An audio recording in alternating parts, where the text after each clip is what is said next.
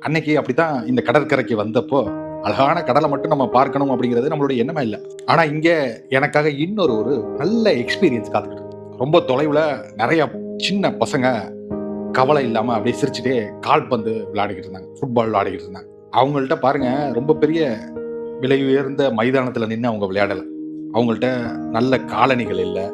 ரொம்ப பெரிய வசதிகள் இல்ல. ஆனா அவங்கள்ட்ட இருந்தது அந்த முழு மனசோட அந்த சிரிச்சுக்கிட்டே ஒரு நல்ல சந்தோஷமான ஒரு தருணமா இருந்துச்சு அவங்கள்ட்ட. அந்த விஷயங்களை எல்லாம் அப்படியே பார்த்துக்கிட்டே நின்னோம். அப்புறம் ஒரு சில மணித்துளிகள்ல நம்மளும் என்ன பண்ணோம், அவங்களோடயே சேர்ந்தோம். அந்த கால்பந்த உதைச்சு அவங்க கூட விளையாட ஆரம்பிச்சோம். அந்த கணத்துல நம்ம ஒரு பயணியா ஃபீல் பண்ணல. நம்மளுக்கு மறுபடியும் எந்த மாதிரியான எண்ணங்கள் வந்துச்சுன்னா, நம்மளே அந்த பசங்களோட பசங்களா மாறி, அந்த பல வருட மன அழுத்தத்தை எல்லாம் அப்படியே மறக்க வச்ச மாரி, அவங்களோட சேர்ந்து விளையாண்டது, அந்த நல்ல தருணம் நம்மளுக்கு புரிய வச்சது, சந்தோஷம் அப்படிங்கிற ஒரு பொருள் வந்து காசு குடுத்து வாங்குறது இல்ல.